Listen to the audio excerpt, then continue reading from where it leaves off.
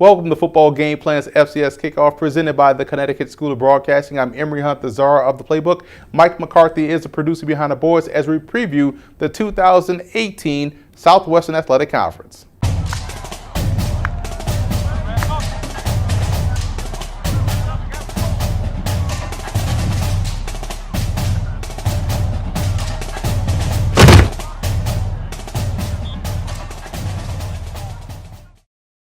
Let's take a look at some of the key storylines heading into the season as we go into our 4-minute offense. The Grambling State Tigers are coming off back-to-back SWAC championships and back-to-back berths in the Celebration Bowl. With the ever-so-changing SWAC landscape, the Tigers seem to have found solid ground to stand on and remain consistent.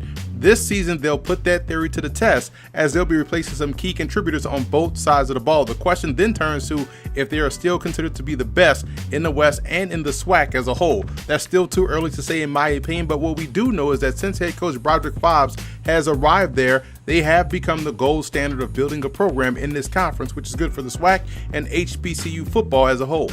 Speaking of the ever-so-changing landscape in the SWAC, this offseason we saw 5 new head coaching hires across the conference. Alabama State removed the interim tag from Donald Hill-Ely after an impressive showing down the stretch of the season with the Hornets. Alabama A&M was able to bring in Connell Maynor, who is a longtime head coach at Hampton, and Mississippi Valley State stayed in-house and promoted their defensive coordinator Vincent Dancy to be the new guy to lead the program. Out in Texas, Prairie View A&M was able to hire Eric Dooley away from Grambling as they had to replace Willie Simmons, who left for FAMU. And Arkansas Pine Bluff hired Cedric Thomas, who's a Golden Lion alum, as their head coach after spending the last 6 seasons as Alcorn State's defensive coordinator. So like I've said before, there's never a dull moment in the Southwestern Athletic Conference. And from a coaching standpoint, I think all of these hires were great hires. There's a lot of good combinations between youth and experience, and you combine that with fresh ideas and eyes on the program, and there's nothing but good things that can come from it. The SWAC named a new commissioner this week as Dr. Charles McClellan will become the 6th commissioner since the conference began back in 1920. He was recently serving as the VP of Intercollegiate Athletics at Texas Southern and takes over for Dewar Sharp, who stepped down back in December. McClellan is no stranger to the SWAC, having graduated from Prairie View A&M and growing up in Jackson, Mississippi, nearby Jackson State's campus. He definitely looks like a great hire to move the conference and its brand forward. The SWAC title game, which was thought to be removed this year, was actually just removed from Houston and now resides back in Birmingham, Alabama, home of the SWAC offices. The conference announced that it would no longer play the game this past winter, only to announce that it will go on as planned, just in a new venue. The game will be played at Legion Field, which is home to UAB football, and the Birmingham Bowl. Now, Legion Field is no stranger to the title game, as it was the host for the SWAC championship from 1999 to 2012. The game will be played on December 1st on ESPNU, with the winner representing the SWAC in the 4th annual Celebration Bowl in Atlanta 2 weeks later on ABC. As we get ready to kick off the start of summer workouts and fall camp, we will give you a look around the conference at some of the conference's best, and we'll start by unveiling our all-conference team, beginning with the offensive side of the ball. As we take a look at our preseason all-SWAC offense, quarterback Noah Johnson of Alcorn State leads this offense after throwing for 782 yards and 4 touchdowns last year. He's well protected up front with a stellar offensive line led by Grambling's William Waddell, and Waddell's teammate tight end Jordan Jones is one of the best tight ends in the FCS. In the backfield, Arkansas Pine Bluff's Keyshawn Williams is one of the top rushers in the conference, and last year he averaged 5.6 yards a carry and was really the offense for the Golden Lions. This year, look for the Pine Bluff native to crack the 1,000-yard mark this season, which would definitely help improve the Lions' fortunes in 2018.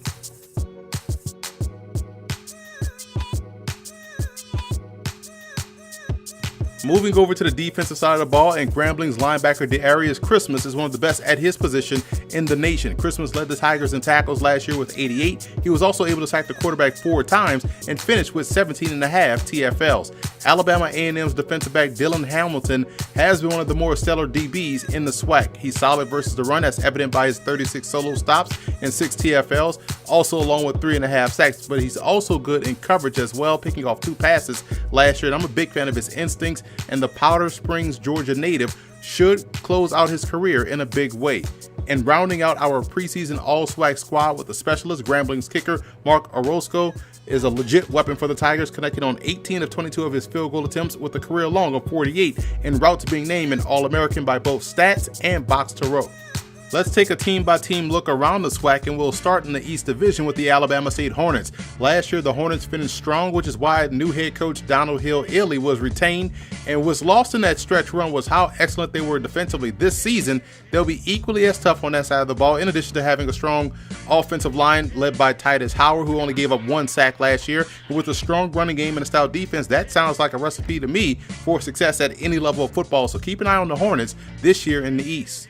The Alcorn State Braves have an excellent head coach in Fred McNair, whose Braves have been the model of consistency in the East Division. This season looks to be more of the same on the reservation. I really like how they have constructed their roster to have strong point of attack play, and also they share a lot of similarities with Alabama State. Now, they'll be breaking in a new quarterback as well. Well, not necessarily. Noah Johnson, who played some last year, and if he can be close to what they got out of Norris Footman, then the Braves will be right back in the mix for the SWAC title.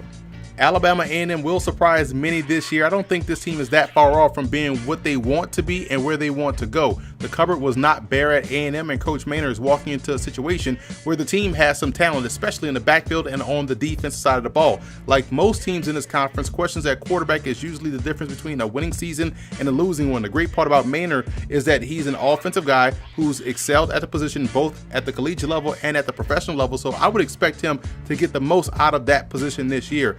2019, I feel like you'll see the Bulldogs break through. There'll be a lot of eyes on Jackson State this season as head coach Tony Hughes brought in Hal Mumme to be his offensive coordinator this year. Hughes is a defensive guy and now has someone of Mumme's caliber to be the head coach of his offense. That should yield much better results for the Tigers this season. There is some work still to be done, but we'll see a much more consistent Tigers team than what we've seen recently, especially on defense. That's where I believe we'll see the most improvement in 2018. Mississippi Valley State is looking to inject some life and energy into a program that has seen some tough times recently. However, looking at the recruiting class that new head coach Vincent Dancy has brought in conjunction to what he has to work with on the roster, the future is definitely bright in Itabena. This year's team will work the passing game as they have a stud wide receiver in Booker Chambers. The key for the Delta Devils will be settling in on a quarterback and strengthening the offensive line. Valley opens up with back-to-back road games against North Dakota and Jacksonville State, 2 big litmus tests for their program. Moving over to the West Division, and the Grambling State Tigers will try to make it 3 straight SWAC titles and 3 consecutive Celebration Bowl appearances, and for the Tigers to make that a reality, either Jeremy Hickbottom or Charles Wright will have to do their part at the quarterback position to guide the offense. Defensively, the Tigers look loaded once again with players like LaAllen Clark and Dearius Christmas and also Dedrick Shy, amongst others. We'll get a great look at what the Tigers could potentially be in September as they have back-to-back in-state road tests against the Louisiana Raging Cajuns and Northwestern State before a bye week and hosting Alabama State at home. Keep an eye on the Prairie View A&M Panthers this season. Like I mentioned with Alabama A&M, the cupboard isn't bare with the Panthers. New head coach Eric Dooley has had offensive success at every stop and gets his turn to lead a program as the head guy. The Panthers were talented last season and have great depth defensively and at the skill positions. The one area that's a big question mark is at quarterback, with last year's freshman phenom Nico Hollins transferred to a JUCO late last month. That leaves a gaping hole at the most important position, but the guys that they have to choose from all have playing experience, so we'll see how they'll fare as they look to challenge for the West Crown. They will definitely earn it this season if they make that happen, as they open up with 6 straight road games before they see their home fans. The Southern Jaguars are amongst a few teams in the SWAC that are competitive each and every year. This season, they'll have to replace 3 studs in quarterback Austin Howard, cornerback Danny Johnson, and defensive end Aaron Tiller. That's a big piece of their nucleus gone. However, all is not lost, as the Jags still should be really strong in the secondary led by Andre Augustine and also along the offensive line. The question will be in the backfield, both at running back and at quarterback. The good part is that they've finally been able to have a spring practice now that the APR penalties are lifted, and that should help the transition to new players in the starting lineup, which should in turn allow them to hit the ground running this season. Texas Southern head coach Mike Haywood has gone with the Bill Snyder K-State approach of bringing in a lot of JUCO talent in order to bridge the gap between youth and experience. The hope is that Haywood's Tigers get much better situationally this year. That's third down offense and defense, inside the red zone on both sides of the ball, and within their ability to close out games. A lot of that comes from experience, and that's why he took the route he did to build this 2018 squad. Former Tulane quarterback Glenn Collette should take over the reins at quarterback and help move this offense forward. Now, it'll be a complementary football approach, as a better offense will yield a better defense, especially when that defense, like Texas Southern, has some talent on it. Arkansas Pine Bluff has one of the top rushers in the conference in Keyshawn Williams. Now, where new head coach Cedric Thomas is looking to build a solid foundation is on the rest of the offense. Now, there is some work to be done there, as he's not as worried about his defense because that's his forte. But in order for the Golden Lions to get back to title contention, they have to get much more productive offensively. Look for this team to get better each and every week and be playing its best ball by season's end, which bodes well for 2019.